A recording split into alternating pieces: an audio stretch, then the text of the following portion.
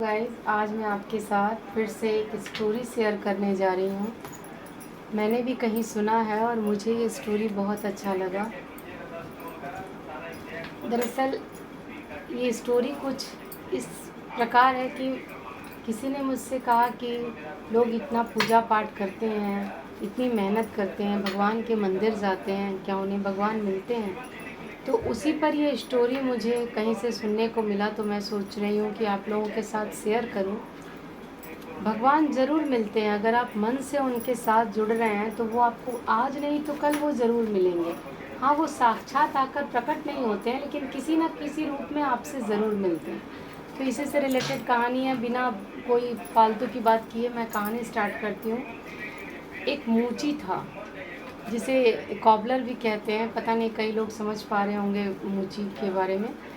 तो वो उसका काम बस इतना ही था कि वो अपने काम पर प्रत्येक दिन जाता और काम से घर आता, खाता पीता और सो जाता। इससे ज़्यादा उसका कोई काम नहीं था। तो एक दिन क्या हुआ कि वो अपने काम पर जा रहा था और रास्ते में ही सत्संग चलता उसे दिखाई दिया कि कहीं सत्संग हो रहा है रास्ते में। तो उसने सोचा चलो थोड़ा मैं भी खड़ा होकर सुन लेता हूँ, आज थोड़ी देर से ही जाऊँगा लेकिन सुन लेता हूँ। भागवत हो रहा था, तो वो जब सुनने लग गया तो जो महात्मन संत वहाँ पर भागवत की कथा कह रहे थे, उन्होंने ये एक लाइन कहा कि अगर आप लोगों को भगवान चाहिए तो बस आपको एक मंत्र मैं बताता हूँ, उस मंत्र का जाप आप रोज कीजिए। अब इसकी उत्सुकता बहुत ज़्यादा बढ़ गई कि सिर्फ एक मंत्र का जाप करने से भगवान मिल जाएंगे, चलो मैं खड़ा होकर सुन ही लेता हूँ। तो वो सुनने लग गया और उस संत महात्मा ने कहा कि आपको करना कुछ नहीं है, बस रोज जिस समय भी आपके पास फुर्सत हो, सोते जागते उठते बैठते खाते पीते, आपको बस एक ही लाइन दोहराना है, भगवान मैं जैसा हूँ आपका हूँ, भगवान मैं जैसा हूँ आपका हूँ।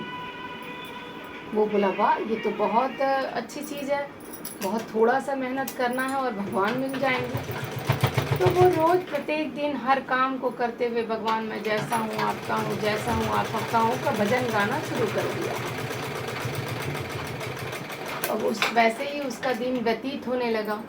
तो एक बार क्या हुआ कि वो जहाँ दुकान अपनी चलाता था, कुछ दूरी पर एक मंदिर थी जहाँ चोर ने चोरी कर वहाँ कर लिया। जितने भी भगवान थे सबको उठा लिया, श्री हरि को भी उठा लिया उसने और लेकर भाग रहा था।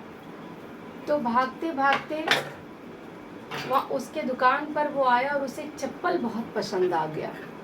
तो जब उसे वो चप्पल पसंद आया तो उसने कहा कि अब चोर तो चोर है भाई, वो खुद ही चुरा कर भाग रहा है, उसे तो पैसे देने की इच्छा थी नहीं। तो उसने उस मूची को कहा कि मुझे ये चप्पल बहुत पसंद है, क्या मुझे दोगे? तो मूची ने कहा हाँ, मैं तो बेचने के लिए ही रखा हूँ, ले लो। तो उसने कहा पर मैं तुम्हें पैसे नहीं दे पाऊँगा, बदले में तुम ये पत्थर रख लो। श्री हरि को उसने दे दिया और कहा तुम्हारे बहुत काम आएगा। मूची चूँकि रोज उस रास्ते से जाते वक्त भागवत सुनता था, तो धीरे धीरे उसमें परिवर्तन भी आने लग गया था और वो ना कहना छोड़ चुका था। तो उसने कहा ठीक है, ले लो। उसने उस पत्थर को रख लिया और उस चप्पल उसे दे दिया। और उस पत्थर से वो प्रत्येक दिन जूता चप्पल काटने के लिए, उनके पास एक औजार होती है जिसे वो पहले थोड़ा घिसकर शार्प करते हैं, उसे तेज करते हैं, तो वो करता था, उसी पत्थर से रोज करता। पत्थर को पैरों के बीच में दबाए रहता और जब पसीने से लथपथ हो जाता तो उसी पत्थर पर पसीना भी गिरता। इसी तरह से उसकी दिनचर्या प्रत्येक दिन चल रही थी। वो आराम से उस पत्थर के साथ अपना काम कर रहा था। एक दिन उसके दुकान पर एक पंडित जी आए और उनको उस मूची से अपने चप्पल में सिलाई करवानी थी। तो जब वो उस मूची को अपना चप्पल देकर बोले थोड़ा इसे सिलाई कर दो, तो उन्होंने देखा कि अरे ये तो श्री हरि को वो तो पहचान लिए। बोले अरे ये कैसा दुर्भाग्य है, ये श्री हरि को अपने पाँव के बीच में छुपाए है और इसका पसीना भी उनके ऊपर गिर रहा है। तो उसने पंडित जी ने कहा कि तुम मुझे ये पत्थर दोगे, बदले में तुम जो चाहोगे मैं तुम्हें दूंगा, लेकिन मुझे ये पत्थर दे दो। तो उसे तो वो पत्थर ही लग रहा था। तो उसने कहा नहीं, मुझे ये इसके बदले में कुछ नहीं चाहिए, अगर आपको ये पत्थर चाहिए तो आप ले लें। तो पंडित जी ने कहा ठीक है, फिर मुझे ये पत्थर दे दो।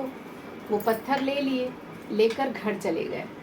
अब घर गए तो बढ़िया उसे गंगा जल से स्नान वगैरह कराकर पूजा पाठ किया और पूरे रास्ते बोलते गए, प्रभु आपके साथ ये क्या हो रहा था, मुझे बहुत कष्ट हो रही है। जब पंडित रात को सोने के लिए गया अपने कमरे में, तो उस पत्थर से आवाज़ आती है कि अरे पंडित, मैंने तेरा क्या बिगाड़ा था जो तू मुझे इतने अच्छे भक्त के पास से उठा ले आया। पंडित घबरा कर उठा और दूसरे ही दिन उस मोची के पास जाकर उस पत्थर को वहाँ उस मोची को दे आया। जब वो उसके पास देने के लिए गया तो उसने कहा कि मोची ने कहा कि आप मुझे ये क्यों लौटा रहे हैं। बोले नहीं नहीं, इसे तुम ही रखो, ये तुम्हारे पास ही रहना चाहते हैं और ये तो भगवान है। इन्होंने रात को मुझे स्वप्न दिया और कहे कि तू मुझे मेरे इतने अच्छे भक्त के पास से उठा ले आया जो मुझे रोज़ अपने पैरों के बीच में रखता था, उससे मेरे शरीर का दर्द दूर हो जाता था। उसके पसीने से मैं गंगा जल से स्नान कर मैं जितना तृप्त नहीं होता हूँ, उसके पसीने से स्नान करके मैं तृप्त होता था। और मस्त जब वो घर जाने लग जाता था तो अपने झोले में रख कर मुझे झुलाता हुआ, हिलाता डुलाता हुआ ले जाता था, तो मुझे लगता था जैसे मैं झूला झूल रहा हूँ। तो मुझे उसके पास से ले आया, तो ये तो भगवान तुम्हारे पास ही रहना चाहते हैं, इसे तुम ही रख लो। तो मोची को तो कुछ समझ में ही नहीं आने लग गया कि अरे मुझे इस तरह से भगवान कैसे मिल गए। वो बहुत खुश हुआ और खुशी के मारे वो झूम उठा। उसने अपना काम धाम छोड़ा और वो वृंदावन चला गया और वृंदावन में फिर रहने लग गया। उसकी अंतिम सारी जितनी भी जीवन यापन जितना भी था, उसका अंतिम पड़ाव वहीं पर गुजरा। तो भक्तों, इससे सारे भक्तों को इससे ये जानकारी तो ज़रूर मिल जाएगी कि भगवान सिर्फ भाव के भूखे होते हैं। उनको किसी चीज़ का चढ़ावा नहीं चाहिए। कोई आप कुछ उपवास व्रत त्यौहार कुछ भी नहीं कर पाते, उससे उनको कोई फ़र्क नहीं पड़ता।